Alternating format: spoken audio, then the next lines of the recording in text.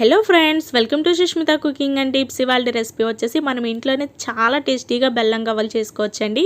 ఇవి చేయడం అయితే చాలా ఈజీ అనమాట. ఇక్కడ నేను చెప్పినట్లు చేశారంటే మీకు రెసిపీ పాడయ్యే ఛాన్స్ ఉండదండి. చాలా క్రిస్పీ అండ్ చాలా టేస్టీగా వస్తాయి. ఒకసారి మీకు నచ్చినట్లయితే ట్రై చేయండి. ఎలా వచ్చిందో కూడా నాకు కామెంట్ సెక్షన్లో తెలియచేయండి. ఇప్పుడు ఎలా చేయాలో చూద్దాం. ముందుగా ఒక మిక్సింగ్ బౌల్ తీసుకుని 1 కప్ మైదా అలాగే 1/2 కప్ గోధుమ పిండి యాడ్ చేసుకోవాలి. 1 కప్ మైదా, 1/2 కప్ గోధుమ పిండి, అలాగే 3 టీ స్పూన్స్ బొంబాయి రవ్వ యాడ్ చేసుకోవాలండి. ఈ బొంబాయి రవ్వ యాడ్ చేసుకోవడం వల్ల మనకి గవ్వలు ఎక్కువ రోజులు క్రిస్పీగా ఉంటాయి, అలాగే టేస్ట్ కూడా చాలా బాగుంటుంది. బొంబాయి రవ్వ యాడ్ చేసుకున్న తర్వాత ఒక 1/2 టీ స్పూన్ సాల్ట్ యాడ్ చేసుకోవాలి. గవ్వల్లో ఖచ్చితంగా సాల్ట్ అనేది యాడ్ చేసుకోవాలి. అలాగే ఇక్కడ వచ్చేసి ఆయిల్ ఒక 3 టేబుల్ స్పూన్స్ ఆయిల్ని మనం బాగా వేడి చేసుకోవాలండి. ఇలా సలసలా మరగనివ్వాలన్నమాట. దీని బదులు మీరు దీని ప్లేస్లో నెయ్యి కూడా యాడ్ చేసుకోవచ్చు. ఇక్కడ నేను ఆయిల్ యూస్ చేస్తున్నాను. ఈ ఆయిల్ బాగా కాగిన తర్వాత ఈ పిండిలో యాడ్ చేసేసుకోవాలి. చూడండి, మనం ఇలా వేసినప్పుడు పిండి ఇలా సలసలా మరిగినట్లుగా అవ్వితేనే మనకి గవ్వలనేటివి క్రిస్పీగా వచ్చి చాలా బాగుంటాయండి. చాలా క్రంచీగా ఉంటాయి అన్నమాట. ఖచ్చితంగా మీరు వేడి ఆయిల్ కానీ నెయ్యి కానీ సేమ్ ఇదే ప్రాసెస్లో వేసిన తర్వాత మొత్తం పిండినంతా ఈ విధంగా కలపండి. అలాగే ఆయిల్ వేసిన తర్వాత చేతితో కలపొద్దండి, గరిటతోటే కలపండి. ఆయిల్ వేడిగా ఉంటుంది కాబట్టి చేయి కాలుతుందనమాట. పిండి మనకి ఆయిల్ కలిపిన తర్వాత ఇలా ముద్దలాగా రావాలి. ఇప్పుడు దీనిలో మనం కొంచెమే వాటర్ యాడ్ చేసుకుంటే సరిపోతుందండి. వాటర్ అనేది ఎక్కువ పట్టదు. కొంచెంగా చూసుకుంటూ యాడ్ చేసుకొని చపాతీ పిండి ముద్దలాగా సాఫ్ట్గా కలుపుకొని రెడీ చేసుకోవాలి. చూడండి, ఈ విధంగా సాఫ్ట్గా కలుపుకొని ఒక 10 to 15 మినిట్స్ వరకు దీనిని రెస్ట్ ఇవ్వాలి. ఇక్కడ వచ్చేసి నేను 10 నిమిషాల తర్వాత గవ్వలు రెడీ చేయడం కోసం మళ్ళీ ఇంకొకసారి పిండి ముద్దని సాఫ్ట్గా కలిపి పెట్టేశానండి. ఇప్పుడు దీనిని మనము చిన్న బాల్స్ లాగా రెడీ చేసుకోవాలి. ఎక్కువ పిండి తీయొద్దు. చిన్న బాల్స్ లాగా కొంచెం పిండి తీసుకుంటే గవ్వలు మనకి క్రిస్పీగా వస్తాయన్నమాట. పెద్దవిగా తీసుకుంటే మీకు గవ్వలు లోపల సరిగా ఫ్రై అవ్వకుండా లోపల కొంచెం సాఫ్ట్గా ఉంటుందండి. కాబట్టి వీలైనంత వరకు మీరు చిన్న సైజులోనే ఈ బాల్స్ మొత్తం తయారు చేసుకుని పక్కన ఉంచుకోవాలి. చూడండి, ఇక్కడ నేను అన్ని బాల్స్ లాగా రెడీ చేసి పెట్టేశాను. ఇప్పుడు మనము ఈ గవ్వల చెక్క తీసుకోవాలండి. ఇవి మనకి బయట ఇప్పుడు సూపర్ మార్కెట్స్లో కూడా దొరుకుతున్నాయి. ఇప్పుడు ఒక పిండి ముద్దను తీసుకుని బొటన్ వేలుతోటి ఇలా ప్రెస్ చేసినట్లుగా ఇలా కిందికి అనేసామంటే మనకి గవ్వ అనేది చాలా ఈజీగా రెడీ అయిపోతుంది. బాల్స్ చేసుకోవడమే లేట్ అండి, గవ్వలు చేయడం చాలా ఈజీ. ఎన్నైనా చేయాలనిపిస్తుంది. మొత్తం అన్నీ కూడా మనం ఇలా చేసుకోవాలన్నమాట బొటన్ వేలుతోటి. మీకు ఒకవేళ ఈ గవ్వల చెక్క లేకపోతే ఫోర్క్ మీదైనా చేసుకోవచ్చండి, కాకపోతే కొంచెం కష్టంగా ఉంటుంది. అలాగే మంచి అంటే కొత్తగా తీసుకున్న కోంబు ఉంటుంది కదా, దువ్వెన మీద అయినా సరే మనము గవ్వలు అనేటివి చేసేసుకోవచ్చు. పిండినంతా కూడా ఇలా చేసేసుకుని రెడీగా పక్కన ఉంచుకోండి. మీరు ఎన్నైతే ఒకసారి ఫ్రై చేయాలనుకుంటున్నారో అన్నే చేసుకోండి. మిగతా బాల్స్ని పక్కన ఉంచుకోండి. మనము ఈ ముందు చేసుకున్న గవ్వలు ఫ్రై అయిపోయిన తర్వాత మళ్ళీ వీటిని చేసుకోవచ్చండి. ఇప్పుడు ఈ బాల్స్ని పక్కన పెట్టేద్దాము.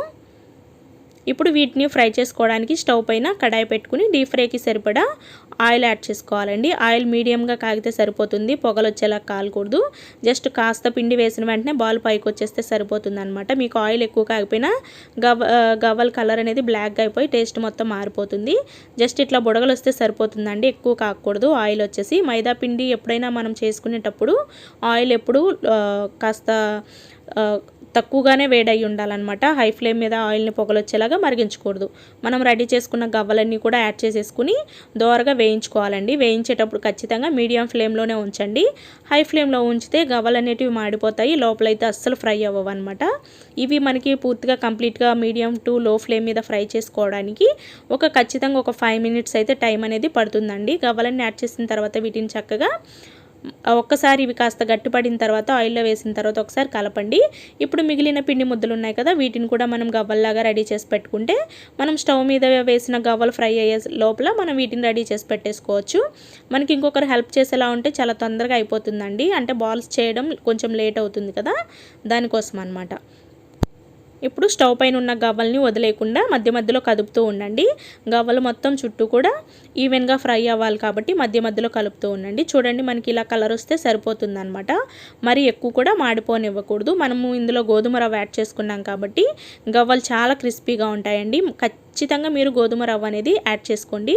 ఇప్పుడు ఇలా మనకి గోల్డెన్ బ్రౌన్ కలర్ వచ్చేసిన తర్వాత వీటిని పక్కకు తీసుకోవాలి. ఇవి బాగా ఫ్రై అయ్యాయంటే మనకి ఈ సౌండ్ అనేది రావాలండి.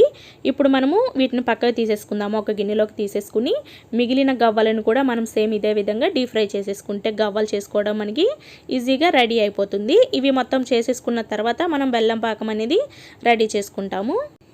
చూడండి ఇక్కడ నేను గవ్వలు మొత్తం రెడీ చేసేసాను. ఇప్పుడు పాకం ఎలా రెడీ చేసుకోవాలో చూద్దాం. ఇక్కడ వచ్చేసి 1 కప్పుకి కాస్త తక్కువగా తీసుకోండి, అంటే 3/4 కప్పు బెల్లం తీసుకుంటే సరిపోతుందన్నమాట. దీనిలో 1/4 కప్పు వాటర్ యాడ్ చేసుకుని బెల్లం కరిగే వరకు మరిగించండి. మీరు కాస్త స్వీట్ తగ్గించుకుని తినేవాళ్ళైతే కాస్త బెల్లం తగ్గించినా ఇబ్బంది ఏం లేదండి, బాగానే వస్తాయి గవ్వలు. చూడండి చక్కగా ఇప్పుడు మనకి బెల్లం మొత్తం కరిగింది కదా. ఇప్పుడు మనం దీనిని ఫిల్టర్ చేసేసుకుందాము. ఇలా ఫిల్టర్ చేసుకోవడం వల్ల బెల్లంలో ఏమన్నా డస్ట్ పార్టికల్స్ లాంటివి ఏమన్నా ఉంటే అవి పక్కకు వచ్చేస్తాయి అన్నమాట. ఇప్పుడు మనం దీనిని మీడియం ఫ్లేమ్ మీద ఉండపాకం వచ్చే వరకు మనం దీనిని మీడియం ఫ్లేమ్లోనే బాయిల్ చేసుకోవాలన్నమాట. పాకాన్ని మధ్య మధ్యలో కలుపుతూనే ఉండండి, లేదంటే మీకు పాకం సరిగ్గా రాదనమాట. ఇలా పాకం చక్కగా బాయిల్ అవుతున్నప్పుడు ఒకసారి చెక్ చేసుకోండి పాకాన్ని మీరు, అంటే మళ్ళీ మాడిపోతుంది కదా, పాకం ఎక్కువ పాకం వచ్చినా ఇబ్బంది. కాబట్టి ఇలా చూసుకుంటే మీకు ఇక్కడ పాకం రాలేదని తెలిసిపోతుందండి. వాటర్లో వేయంగానే పాకం అనేది ఇలా పాకుపోయినట్టు అయిపోతుంది కదా. కాబట్టి మనకి ఇంకా ఒక 2 నిమిషాల పాటు ఉంచితే పర్ఫెక్ట్ పాకం అనేది వస్తుందన్నమాట. చిన్న బాల్ లాగా రావాలి. మళ్ళీ కలుపుతూనే ఉండండి పాకాన్ని. మళ్ళీ ఇంకొక 2 నిమిషాల తర్వాత వేరే వాటర్లో మళ్ళీ చూసుకోవాలండి. అదే వాటర్ కాకుండా వేరే ఇంకా వాటర్ తీసుకుని ఇలా చూసుకోవాలన్నమాట. చూడండి ఇప్పుడు మనకి పాకం అనేది రెడీ అయిపోయింది. ఇక్కడ పాకం అనేది చూడండి ఇలా మనం వేళ్ళతోటి తీసుకుంటే చిన్న బాల్ లాగా వచ్చేసింది కదా. ఇలా వస్తే సరిపోతుంది అనమాట. ఈ బాల్ కాస్త గట్టిగానే ఉండాలి. ఇప్పుడు మనము ఇందులో ముందుగా రెడీ చేసి పెట్టుకున్న గవ్వలు ఏవైతే ఉన్నాయో గవ్వల్ని యాడ్ చేసేసుకోవాలి.